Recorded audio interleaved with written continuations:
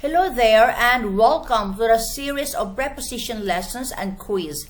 And in this video, we're going to be looking at prepositions of place quiz 3.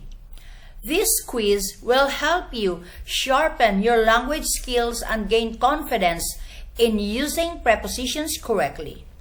Get ready to enhance your grasp of prepositions in your everyday English. Take the Prepositions of Place quiz number 3 and level up your English language skills today.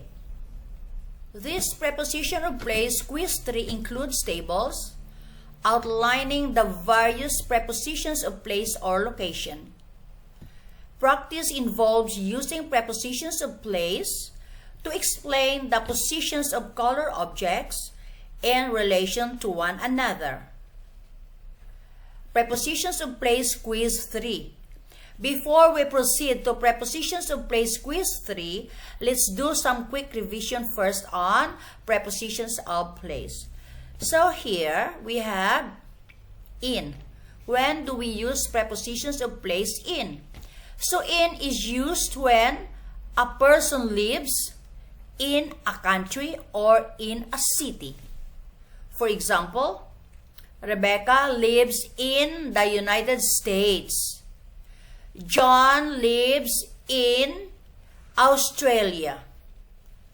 Peter lives in Denmark.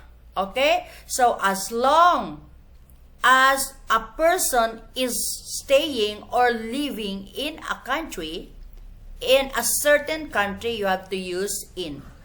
In Denmark, in Finland, in Thailand, all right, use in.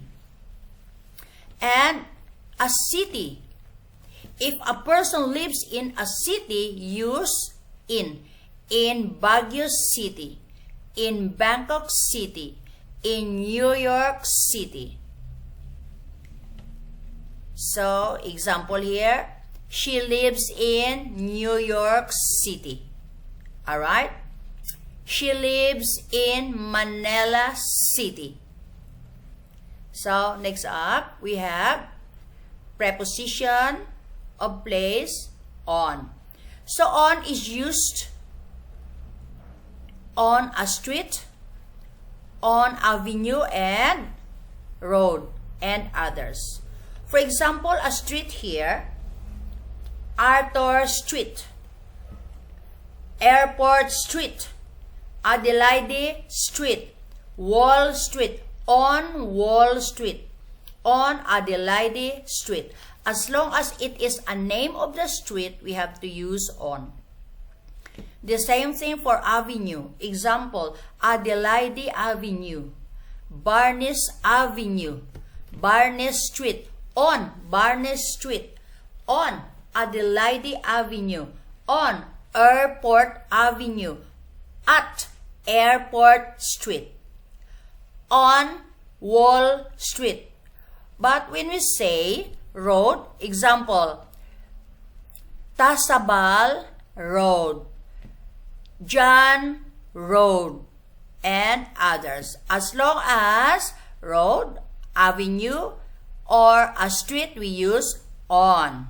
On Tasabal Road, on Adelaide Avenue, on Arthur Street, on Arthur Avenue, or on Arthur Road.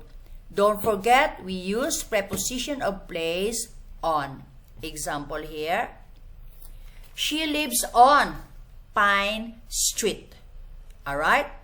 He lives on Adelaide Avenue. He lives on Pine Road. Alright? So, street, avenue, road, and others use preposition of place on. And next we have preposition of place at. Preposition of place at is used when talking at a street address. Example, she lives at 1089 Pine Street. But without this number, we use on. She lives on Pine Street. Since we have here a street address, she lives at 1089 Pine Street. She lives at Soy 3 Tasabal Street. Alright? So, the next slide is the quiz of preposition number 3. Preposition of place quiz number 3. Directions. Complete the sentences with prepositions of place. There are 11 items for you to answer, and you are given 5 seconds to give your answer before I'm going to move on to the next item and give you the correct answer. If you think 5 seconds is not enough, you can pause the video. So let's get started. Write about Oscar. So this is Oscar. 1423 Main Street, Toronto, Canada. Number 1. Oscar lives blank, Canada. Answer is Oscar lives in Canada. Number 2. He lives blank, Toronto. Answer is he lives in Toronto. Number 3. He lives blank, Main Street. Answer is on Main Street. Number 4. He lives blank, 1423 Main Street. Answer is at. So as you can see, we have here the country in Canada. We have here a city, Toronto City. So we say in Toronto City or in Toronto. Here we use on because of the street, Main Street. And here, as you can see, we have here the street address, 1423 Main Street. So we have to use at 1423 Main Street. And please try to remember without the street address, we use on. If it is only the name of the street, Main Street, we use on. If it is a street address, we use at. Write about Dr. Roberts. So, Dr. M.K. Roberts, 118 State Street, Miami, Florida. Number 5. Dr. Roberts lives on blank. So, take note here, we have on. Dr. Roberts lives on State Street. So, answer here is State Street because we have on. No address. No street address. Use on. Number 6. He lives in. So, he lives in blank. Answer is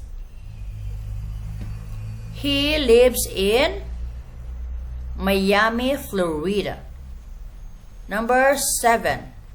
He lives at. So, we have here at. So, if it is at, we have to write the street address, which is 118 State Street. So, as you can see here, in number 5, we have only the name of the street. State Street, so answer on.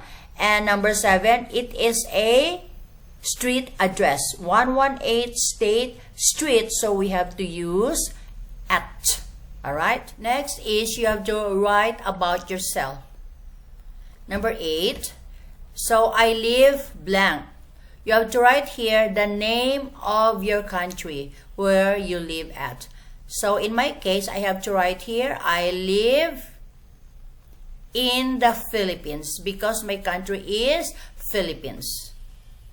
Number 9, so name of city, I live. So name of city used in, I live in Bacolod City. Number 10.